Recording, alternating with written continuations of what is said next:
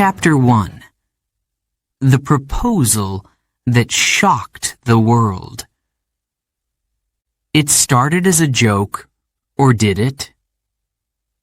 It was August 2019 when President Donald Trump asked a question that no one expected.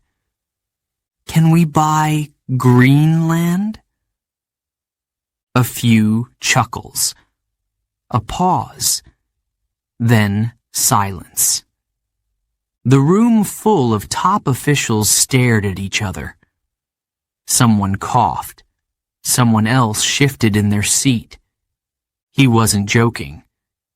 Greenland, a vast icy island in the North Atlantic, a place of glaciers, polar bears, and a small population of 56,000 people. It was controlled by Denmark, but had its own government. No one had ever suggested buying it, not in modern history. But Trump saw an opportunity, a land of ice. But underneath, resources, gold, oil, rare minerals.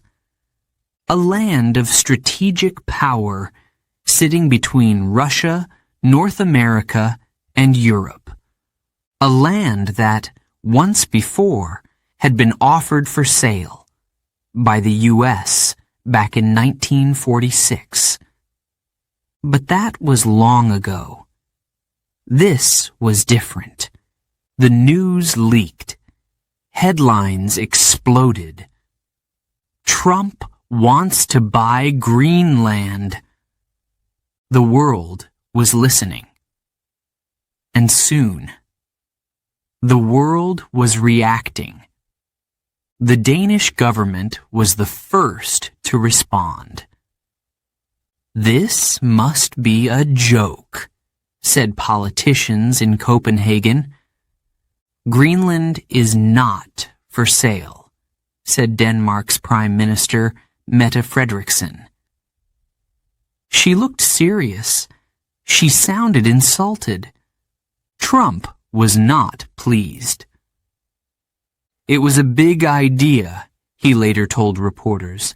A great idea. Denmark should have at least considered it. He waited for a reply. Instead, the Prime Minister called his plan absurd. Absurd? That word echoed in Trump's mind. In front of cameras, he fumed. Nasty, he called Frederiksen's reaction. He canceled his state visit to Denmark, a visit that had been planned for months. Now it was gone. Denmark was stunned. The European Union watched in shock. The U.S. and Denmark were allies. But now things were tense. It seemed like a joke. But it wasn't. And that's what made it so unbelievable. Across the ocean, in Greenland, the people were confused. What did this mean for them? Their land? Their homes? Their future?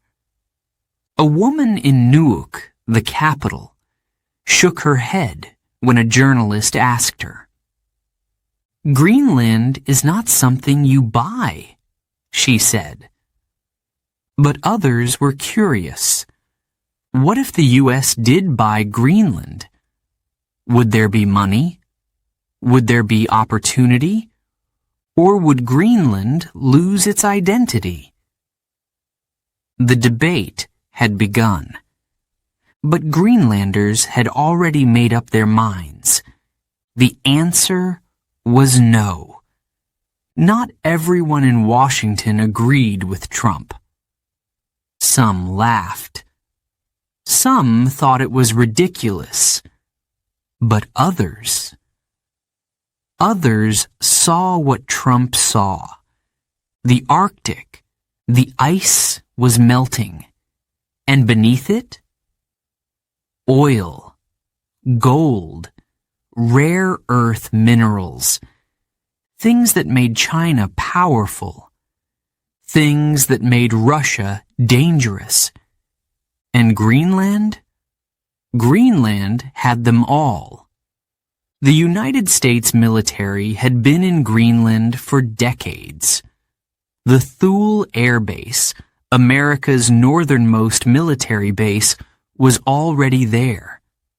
The U.S. was watching. So were other world powers. Trump understood something. Whoever controlled Greenland controlled the future. The world was laughing. Late-night talk shows made jokes. Newspapers called it a real estate fantasy. But then, something happened.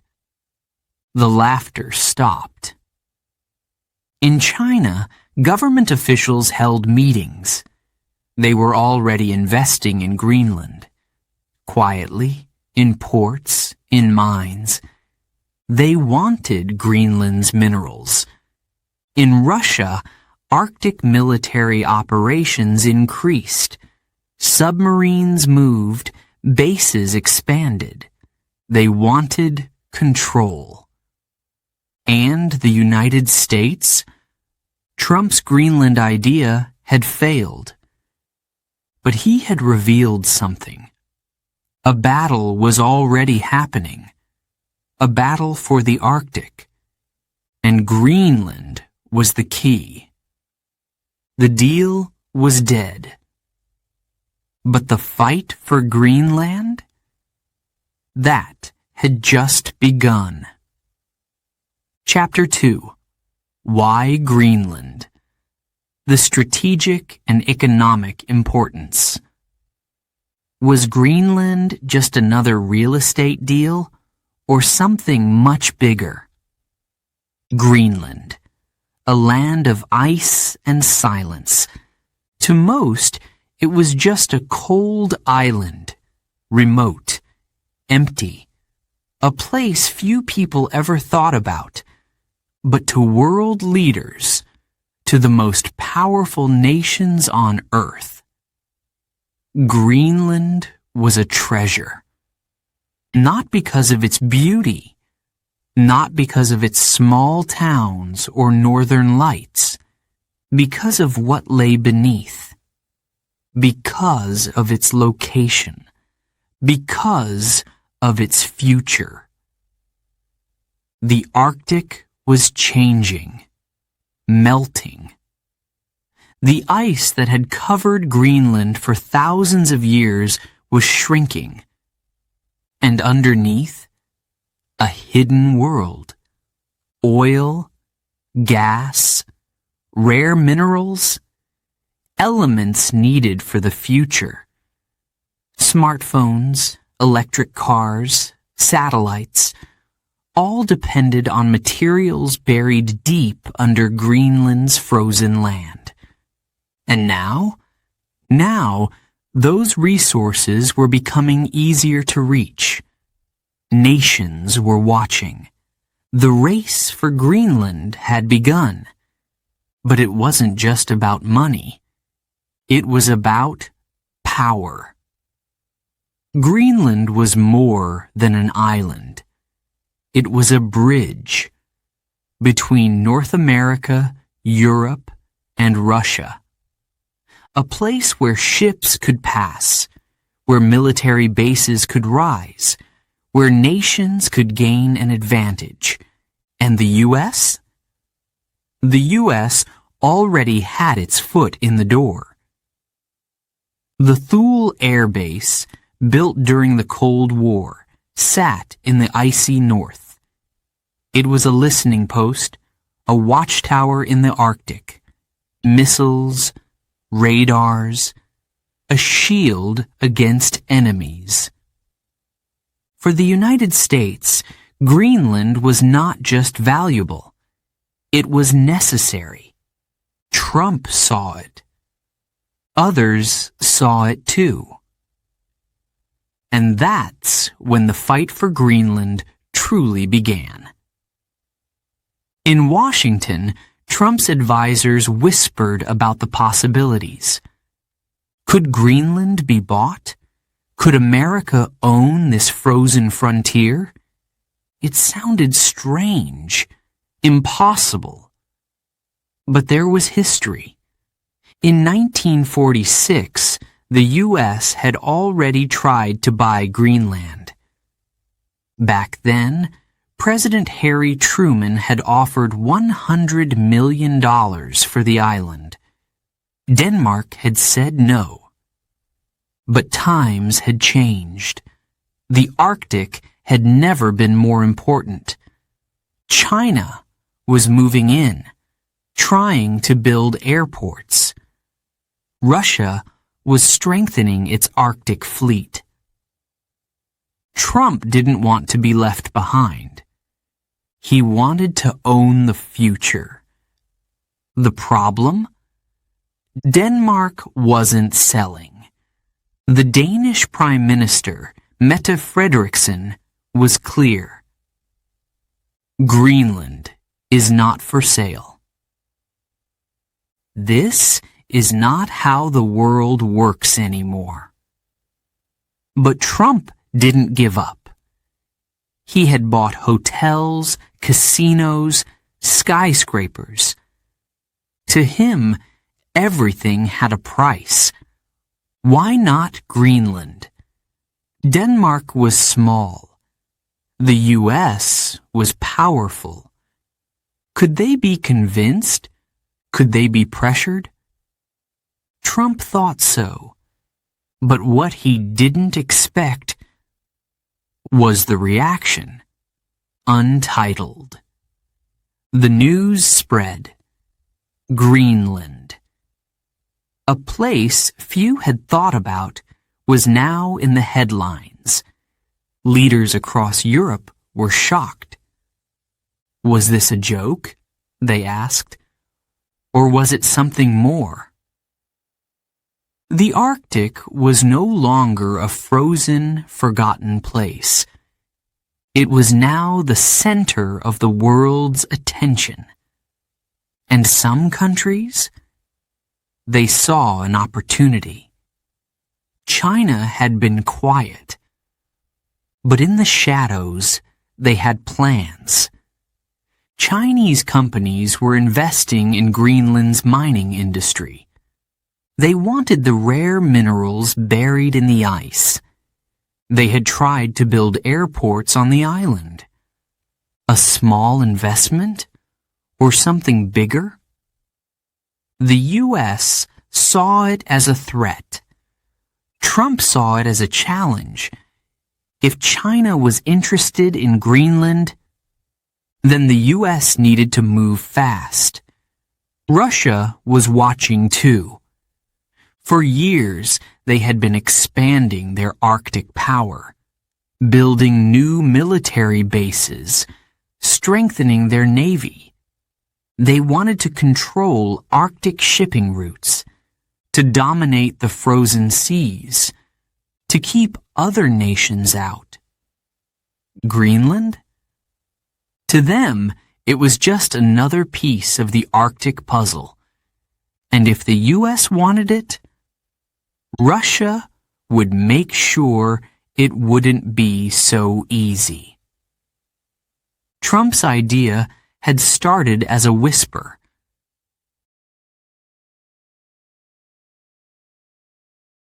But now it was a storm. Denmark was furious. Greenland's leaders were rejecting the idea. Europe was against it. China and Russia were quietly making their own moves. And America? America had been pushed into the Arctic game. A game of resources. A game of power. A game that was only just beginning. And the biggest question of all? Who would win? Chapter 3. Denmark's Furious Response. Greenland is not for sale. The reaction came fast. Denmark was furious. When the news broke that Trump wanted to buy Greenland, Danish officials didn't laugh. They didn't smile. They were shocked. "This must be a joke," one Danish politician said, but it wasn't. It was serious. And the Danish Prime Minister, Mette Frederiksen, had something to say. She stood before the cameras, her face calm but firm. "Greenland belongs to Greenland," she said. "This is not a real estate deal." Her voice was steady, but her words were sharp. She didn't just reject the idea. She crushed it. Greenland was not something to sell. It was not property. It was a nation, a land with people, culture, history. To Denmark, this was not business. This was an insult. Trump heard her words, and he was not happy. Nasty, he called her. A single word, but it carried weight. Denmark was one of America's closest allies.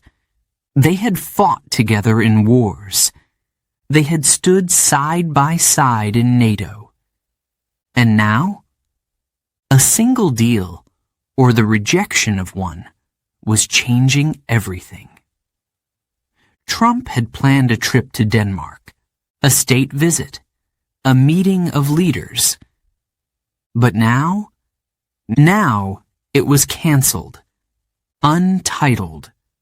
The world was watching. Could a simple idea, a conversation about Greenland, turn into a diplomatic crisis? It seemed impossible. But it was happening.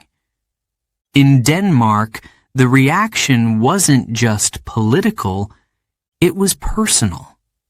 The Danish people were offended. Newspapers wrote angry headlines. Citizens called it ridiculous. Political leaders called it offensive. Even Greenland's own leaders spoke out. "We are not a product," one Greenlandic official said. "We are a people." The message was clear. The answer was no. Trump, however, didn't give up easily. He believed in negotiation. He believed in deals. But this wasn't real estate. It wasn't a hotel, a casino, or a skyscraper. It was a country. And a country couldn't be bought. Or could it? Not everyone in the U.S. government thought Trump was wrong. Some saw logic in the idea. Greenland had strategic importance. The U.S. already had a military base there. Why not own the land? Why not make Greenland American? It wasn't the first time the U.S. had tried. Back in 1946, President Harry Truman had offered $100 million for Greenland. Denmark had said no then, and they were saying no now. Still, the anger in Denmark was stronger than expected. This was not just politics. It was pride. Denmark had a long history of colonization. Centuries ago, they had controlled Iceland, Norway, Greenland, and more. But times had changed. People fought for independence. And Greenland? Greenland was on that path. It had its own government. It made its own decisions. Selling it would mean turning back time. It would mean ignoring history. And that was something Denmark would never do. Trump didn't let go of ideas easily. He had built his career on bold moves, on pushing until he got what he wanted. Would this be different? He called Denmark's reaction rude. He said they should have talked first, considered it, negotiated. But to Denmark, there was nothing to discuss. No matter how much money the U.S. offered, Greenland was not for sale. As the days passed, the tension grew. What had started as a business question had turned into a global debate. Was Trump's request outrageous, or was it just ahead of its time? The Arctic was changing. New opportunities were opening. China was moving in. Russia was building military bases. The U.S. had to act fast. Trump believed he had the answer. But Denmark? Denmark had spoken, and their answer was final. For the first time in years, tensions between the U.S. and Denmark were high. It seemed unbelievable. These two nations had been friends for centuries.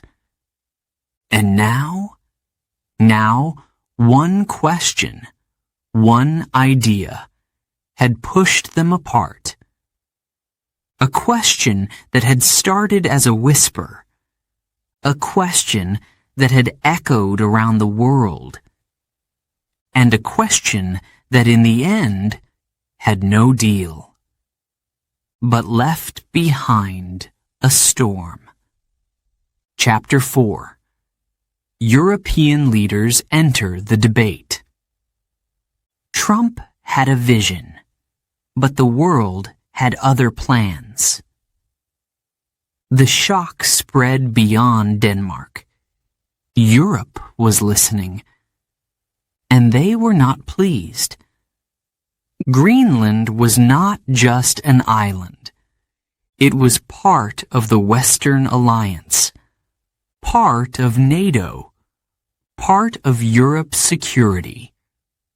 Trump's offer felt like a threat, not just to Denmark, but to all of them. The reaction was fast and sharp. France called the idea disrespectful. Germany warned of dangerous geopolitics. NATO leaders raised concerns. Would the U.S. buy other territories next? Was this the beginning of something bigger? Questions filled the air. Allies were confused. Was this real diplomacy or just another bold statement? Trump's words had caused a storm that no one had seen coming. Some European leaders laughed at first. Impossible, they said. But soon they realized this was not a joke.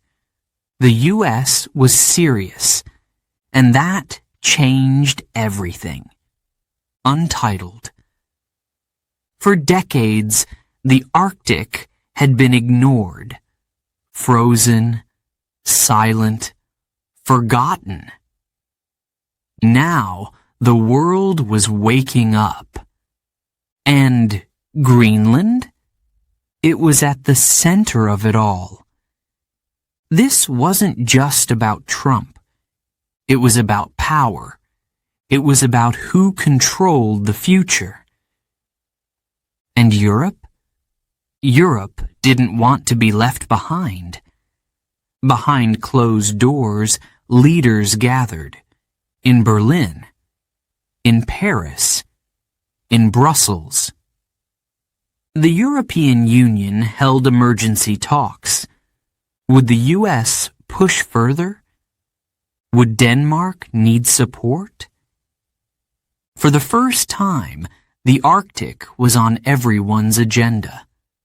Europe had to make a stand. But against whom? Trump? Or something bigger? Tensions grew. Even in Washington, some officials felt uneasy. This wasn't just about buying land.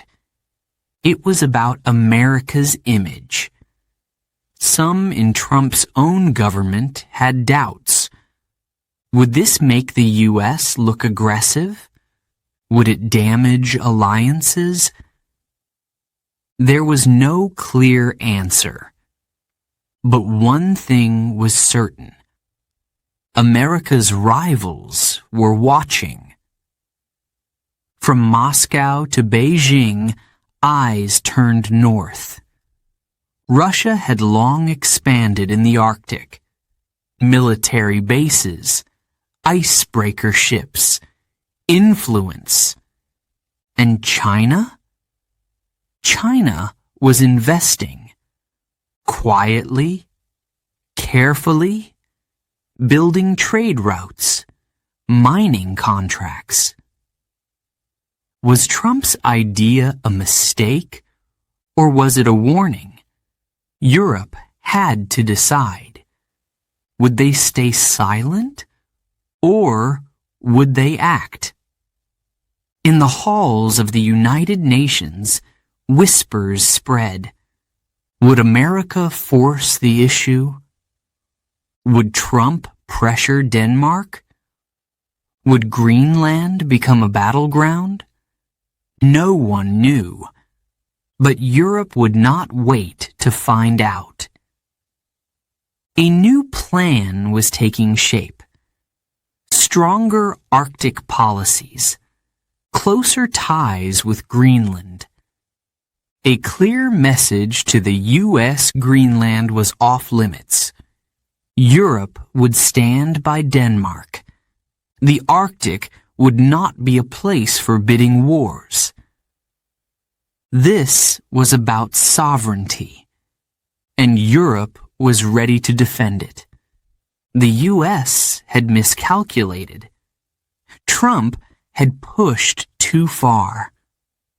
What he saw as a deal, the world saw as a threat. Greenland was no longer just ice and land. It was a symbol of something bigger.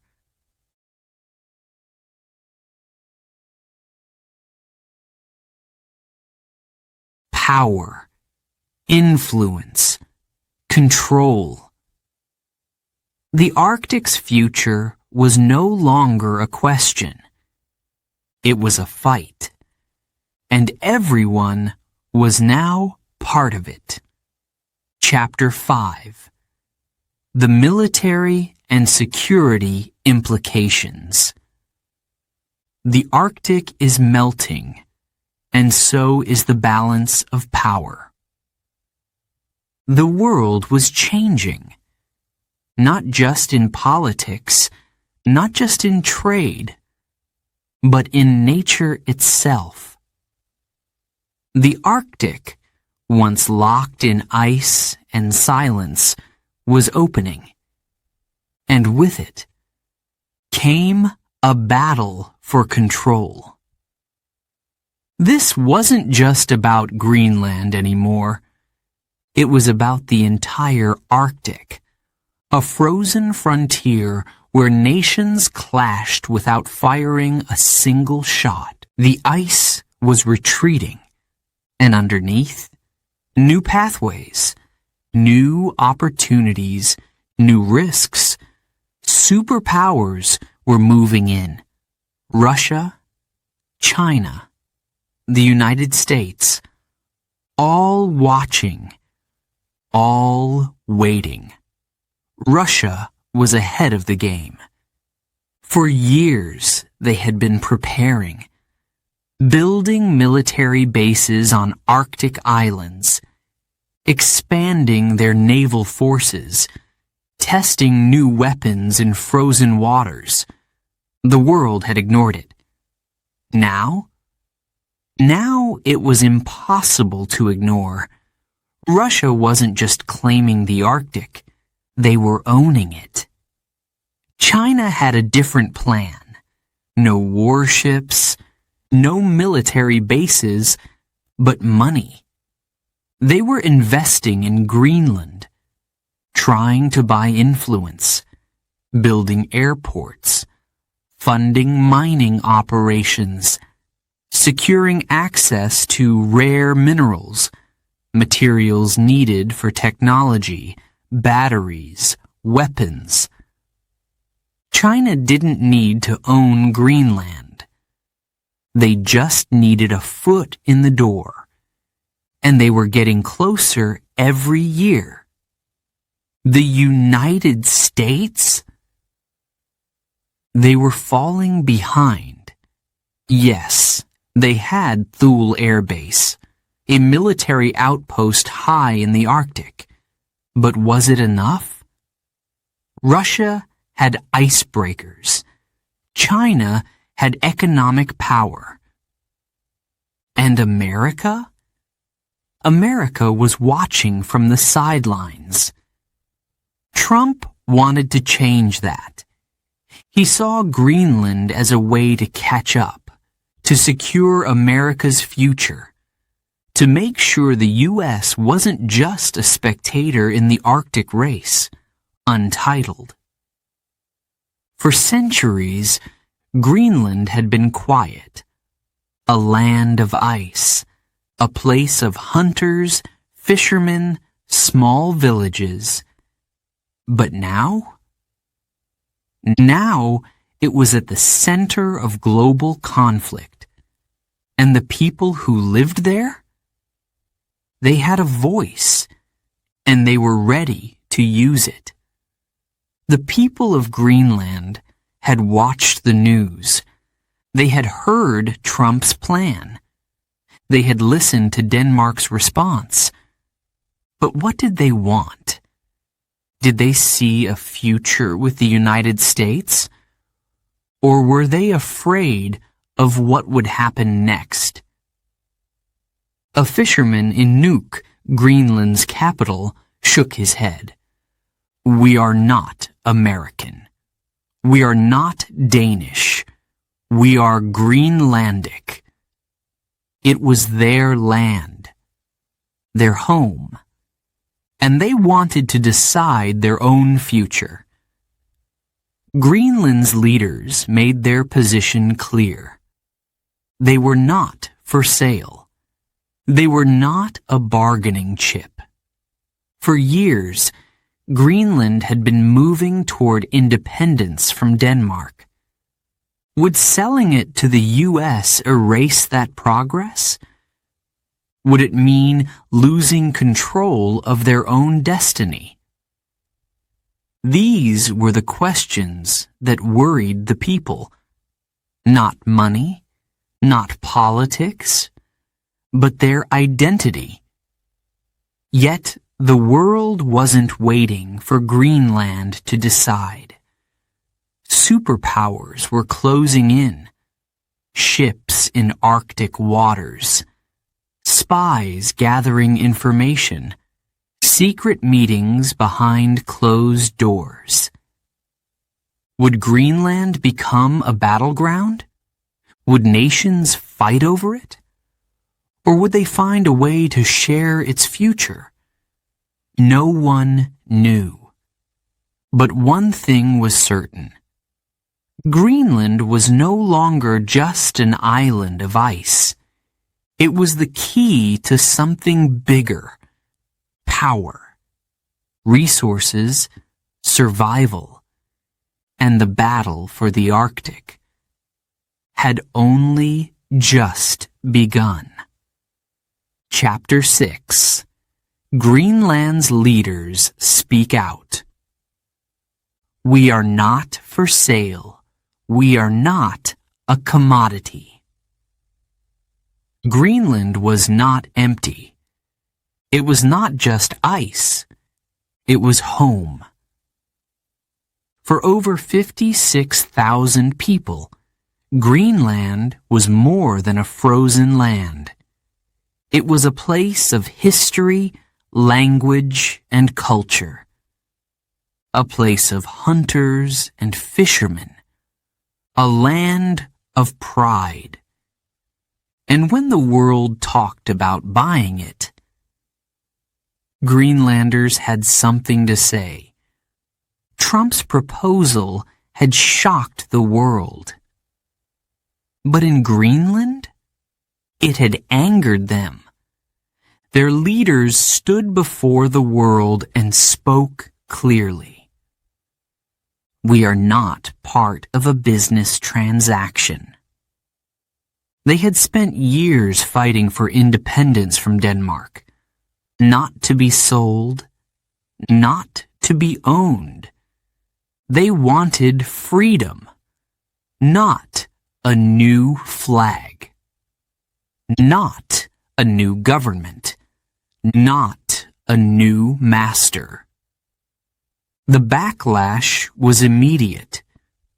Greenlanders feared what would happen if the U.S. took control.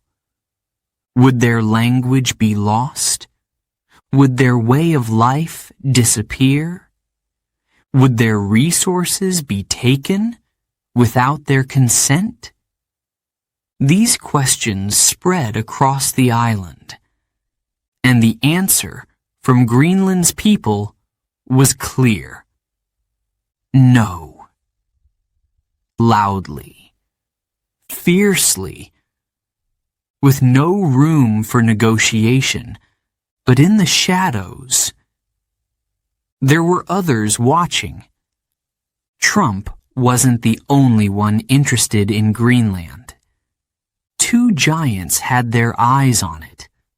China, Russia. And they weren't making headlines. They were making moves. Untitled.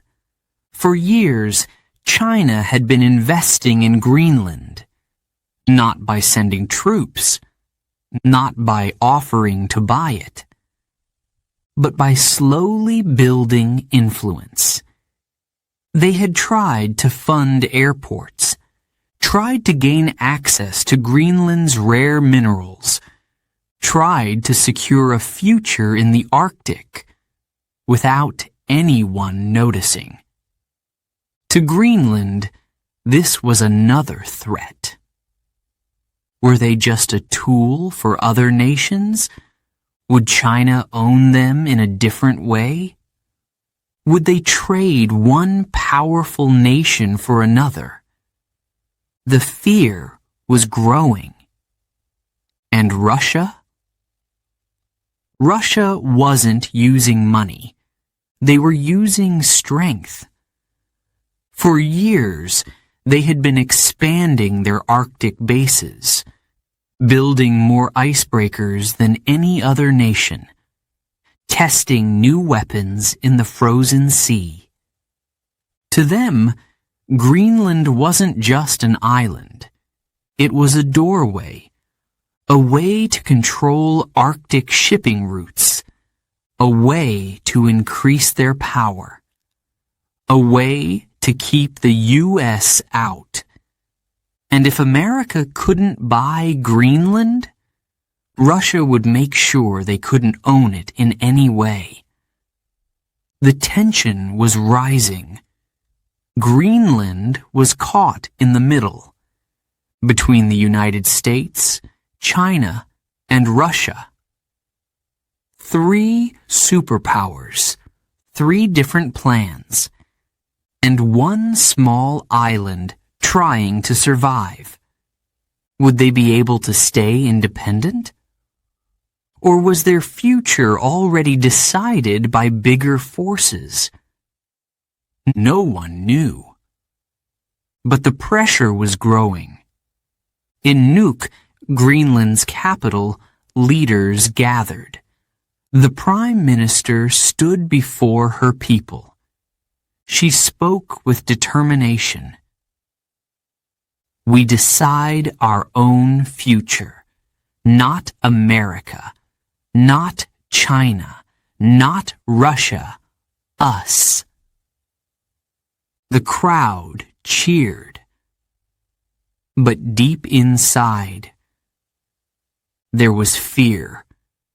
Would these superpowers accept Greenland's decision? Would they back away?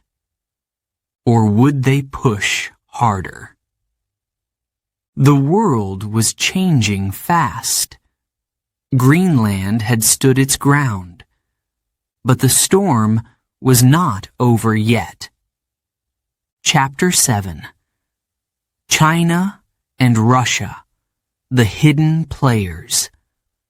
The world was distracted, but they were making their move. While headlines focused on Trump, while Europe debated, while Greenlanders protested, two giants watched in silence. China, a master of slow, careful moves.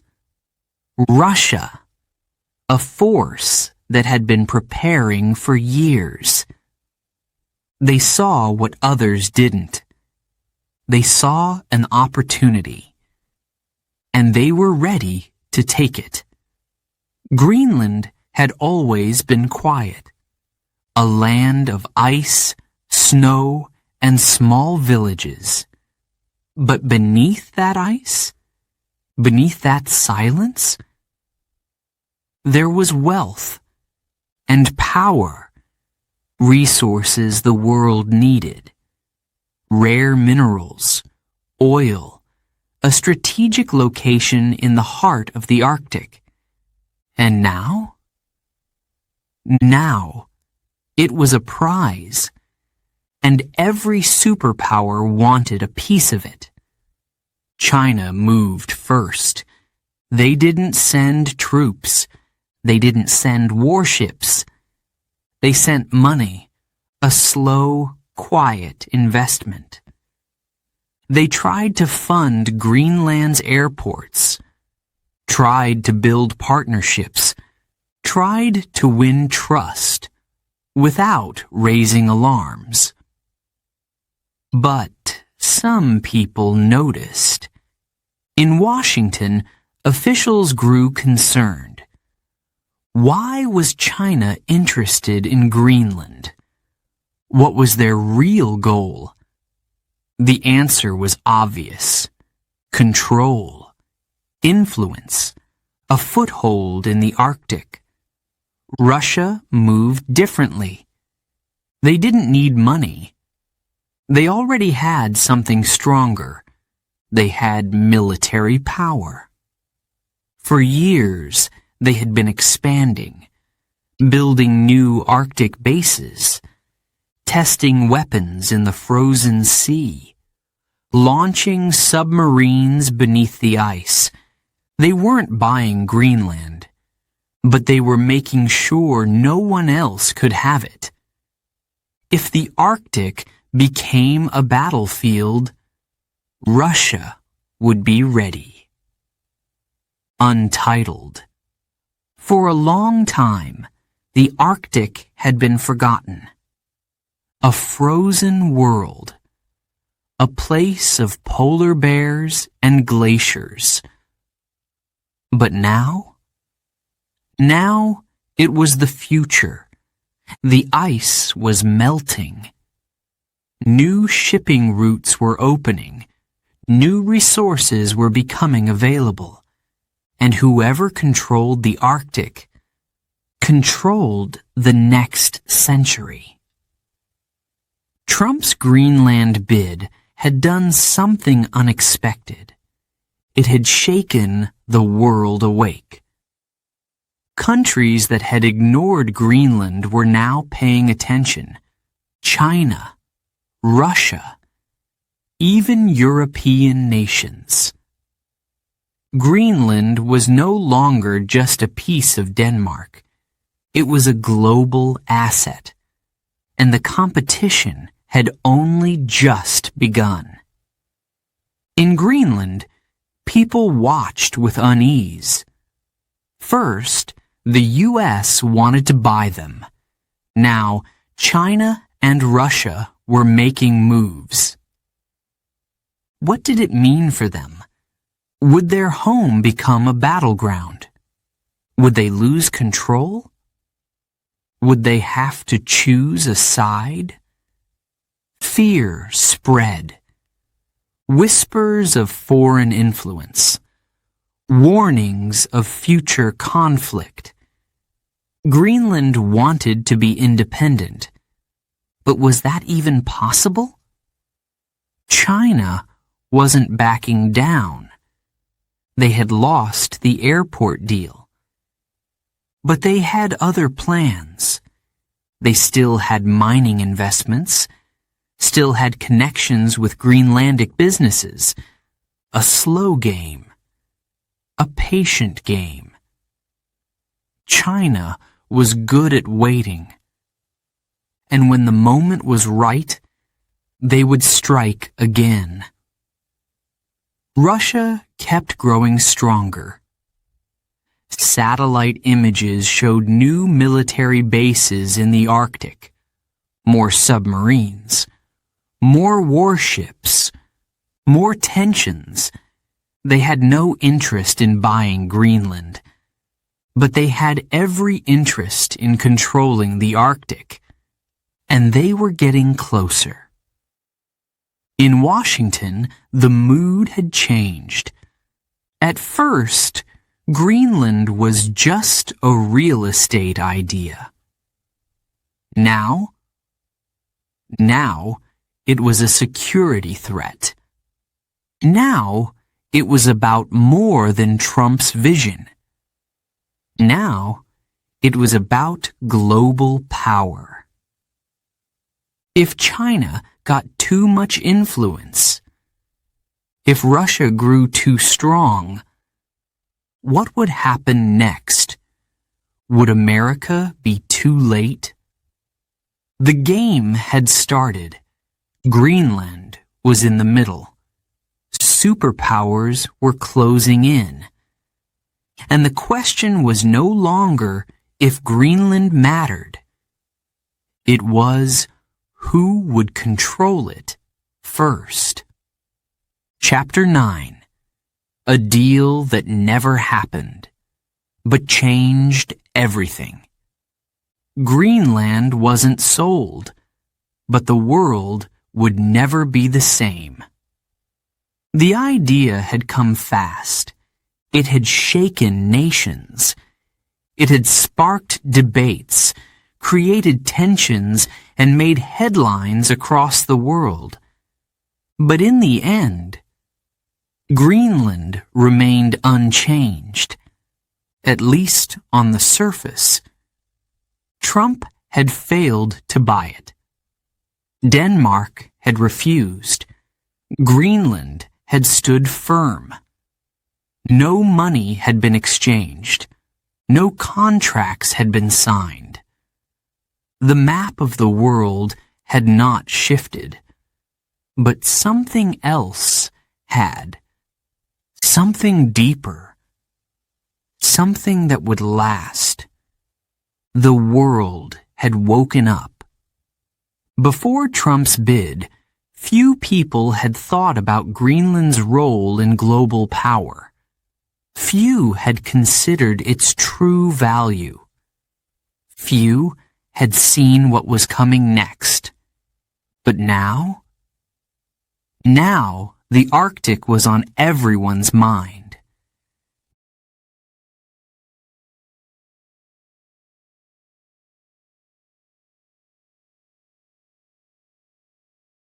Now it was a battleground for influence. And now, the world was moving faster than ever before. The U.S. had learned a lesson.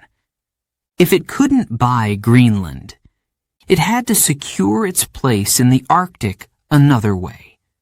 Military bases, diplomatic ties, scientific research stations. Washington increased investments. The Arctic was no longer just ice and snow. It was a frontier, a place of competition, and the U.S. was determined not to fall behind. Russia had seen an opportunity.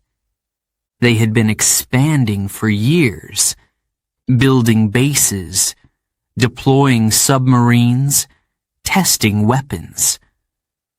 Trump's bid had made them move even faster. If America was serious about the Arctic, Russia had to be one step ahead. More ships, more troops, more control. The ice was melting, and Russia was staking its claim. China had adjusted its strategy. They had tried to invest in Greenland quietly. Now the world was watching. Now they had to be careful. But they were patient. They still wanted access to Greenland's rare minerals. Still wanted to influence its future. So they took a different path. More trade agreements, more silent partnerships, no sudden moves, just waiting for the right moment, for their turn to act. Untitled, in Nuuk, Greenland's capital, life continued. Fishermen went to sea. Children played in the snow. But something felt different. They were no longer just a small island in the north. They were a prize, and powerful nations were watching them closely. Would Greenland remain independent? Would they be forced to choose a side? No one knew. But the future felt uncertain. Denmark had won the argument. They had protected Greenland's sovereignty. They had kept their land, their people, their dignity. And yet, they felt the change too. Greenland was moving closer to independence. It was no longer just a distant territory. It was a rising power in the Arctic. Would Denmark be able to hold on? Or was Greenland's future heading in a new direction? The answer was coming soon. And Trump? He had moved on. The world had laughed at his idea, mocked him, dismissed him. But years later, some began to wonder, had he been wrong? Or had he seen something no one else did? The Arctic was becoming the new frontier. Superpowers were racing for control. And Greenland? Greenland was at the center of it all. Maybe, just maybe, Trump had been ahead of his time.